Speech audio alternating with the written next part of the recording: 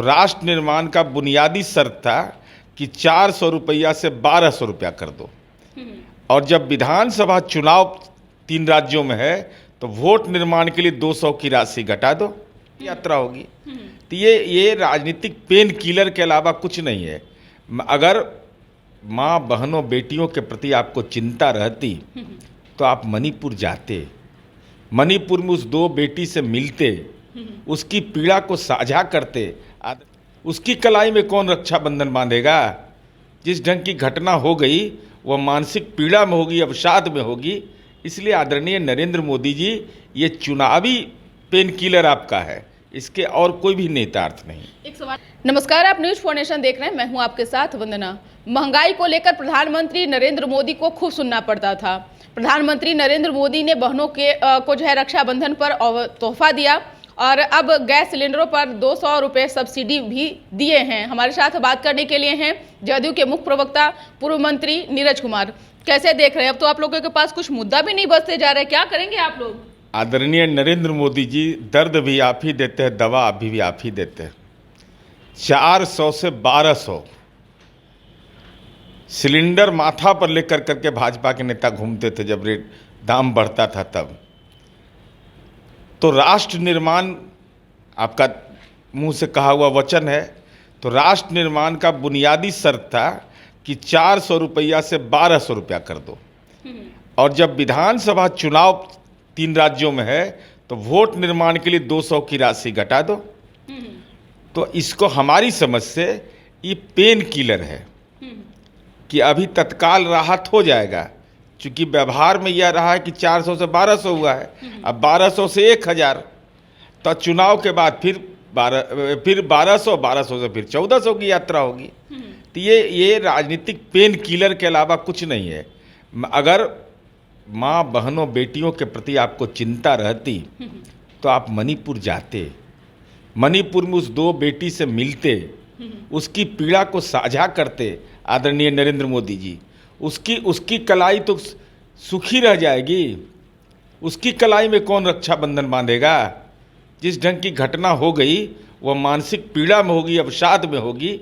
इसलिए आदरणीय नरेंद्र मोदी जी, ये चुनावी पेन किलर आपका है, इसके और कोई भी नेतार्थ नहीं। एक सवाल यह भी है कि आप कह रहे हैं कि पेन किलर दवा प्रधानमंत्री नरेंद्र मोदी दे रहे हैं, तो आप भी तो बिहार में वही काम कर रहे हैं। पहले आप सभी डस्टबिनों से भी डॉक्यूमेंट्स को निकाला, फिर उसको इकट्ठा करवाया, फिर लोगों को नौकरी दिया। आपने लाखों की संख्या में शिक्षकों में बहालियां आपने करवाई, और आज देखिए आप भी तो पेन किलर धीरे धीरे देते जा रहे हैं ना। आप तो डायरेक्ट इंसुलिन दे रहे हैं। नहीं, वो पेन किलर नहीं है, रोजगार अधिकार है। तो रोजगार अवसर देना सरकार की प्राथमिकता है। अब मैं कल टीवी डिबेट में सुन रहा था कांग्रेस की नेत्री का कि जो 75,000 या 50,000 जो नियुक्ति पत्र बांटे, प्रमोशन वाला बांट दिए, जिसका प्रमोशन हुआ उसका बांट दिए, और 7,22,133 नौकरी आपने दिया। ये पार्लियामेंट के अंदर में डेटा है, खैर वो अलग विषय। महत्वपूर्ण विषय यह है कि महंगाई समाज के किस किस तबके को प्रभावित करता है। क्या हालत है पेट्रोलियम का? आज किसान कितने परेशान हैं। इसलिए परेशान किसान हैं कि एक तो प्राकृतिक आपदा, और वैकल्पिक मार्ग क्या उनके पास था, दूसरा था कि डीजल से पटवन करते, डीजल अनुदान भी उनको दिया जाता है, तब पर भी एक गैप तो रह ही जाता है। महंगाई का असर उस पर पड़ेगा, तो उसका असर समाज के विभिन्न, जब कृषि उत्पादन पर ही महंगाई का असर पड़ रहा है तो स्वाभाविक है उसका असर तो समाज पर पड़ना है।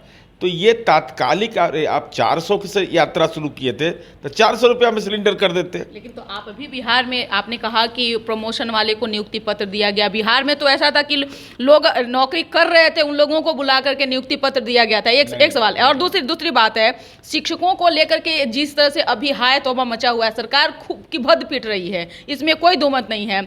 आप शिक्षकों से मुर्गी पालन, फर्मा पालन, तो पोलियो दवा, तो आप जातीय जनगणना, तो आप ये सब काम शिक्षकों से ही करवा लेते हैं। अब छुट्टी में भी कटौती आप लोग कर रहे हैं। इसके पहले तो लगता है कोई सरकार नहीं करवाती थी ना, कहाँ कोई चुनाव में कभी नहीं जाता था शिक्षक।